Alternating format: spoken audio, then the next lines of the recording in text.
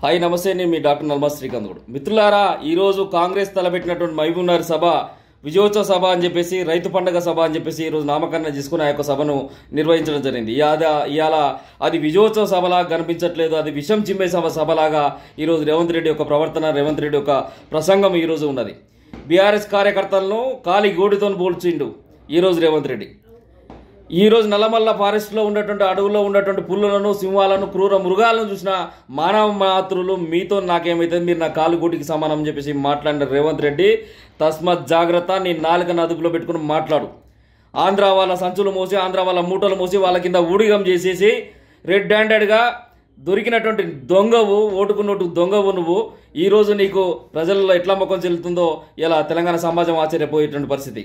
ఈరోజు చావు తప్పి కన్న లొట్టుపోయినట్టుగా కేవలం 1.7% ఓట్లతో గెలిచినటువంటి నీకు అప్పనంగా అధికారం వచ్చేసరికల్లా నీకు ఆపుకునేటువంటి విధంగా అనిపిస్తలేదు కావచ్చు.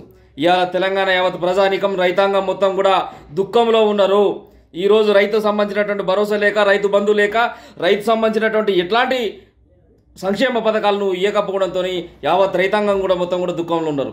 ఇలా కేసీఆర్ అంటే కేసీఆర్ని తిడతాం, కేటీఆర్ అంటే కేటీఆర్ను తిట్టడం, హరీష్ రావు గారు అయితే హరీష్ రావు గారి పైన అనేక రకాలుగా టీఆర్ఎస్ పార్టీ నాయకులపైన, బీఆర్ఎస్ నాయకులపైన నీ యొక్క దమనకాండ నడుస్తుంది తప్పితే ప్రజా సంక్షేమం పైన ఇంతవరకు ఒక్కరోజు కూడా నువ్వు మాట్లాడినటువంటి దాఖలాలు. కనకపు సింహాసనం పైన శునకమును కూర్చుండబెడితే ఎట్లుంటుందో అలా ఇలా తెలంగాణ పాలిట ఒక శునకంలాగా తయారైనను. నువ్వు నల్లమల ఫారెస్ట్లో క్రూర మృగాలను చూసినట్టు అంటున్నావు. నువ్వు పులివో సింహంతోనో పోల్చుకోకు. కేవలం నువ్వు ఒక వేట కుక్కవు. కుందేళ్లనో, గిందులనో, పంది కుక్కలను పట్టుకొని తినేటువంటి వేట కుక్కవు నువ్వు తప్పితే నువ్వు ఇంకోటి కాదని చెప్పేసి ఈ సందర్భంతో నేను చెప్పడం తెలుసుకున్నా. మిత్రులారా, ఈ యొక్క రేవంత్ రెడ్డికి ఉన్నటువంటి భాష, ఈ రేవంత్ రెడ్డి అనుసరించున్నటువంటి విధానాలు అన్నిటినీ ఈరోజు ఢిల్లీ పెద్దలందరూ కూడా గమనిస్తున్నారు.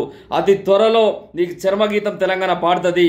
నీలాంటి కుహాన మేధావులను, నీలాంటి కుహాన వ్యక్తులను ఎంతో మందిని తెలంగాణ చూసింది.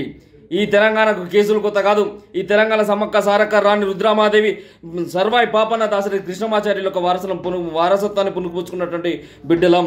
ఈరోజు కేసులకు మేము బాధపడతలేం. నీ కేసులు ఎన్నున్నా, నీ నిర్బంధాలు ఎన్నున్నా, నీ నిర్బంధాలన్నిటి కూడా తట్టుకుని నిలబడేటువంటి శక్తి, సామర్థ్యం మా దగ్గర ఉంది. నోరు దగ్గర పెట్టుకో రేవంత్ రెడ్డి. ఈరోజు ఒక సగటు బీఆర్ఎస్ కార్యకర్త యొక్క కాలి గోటికి కూడా నువ్వు సమానం కాదు.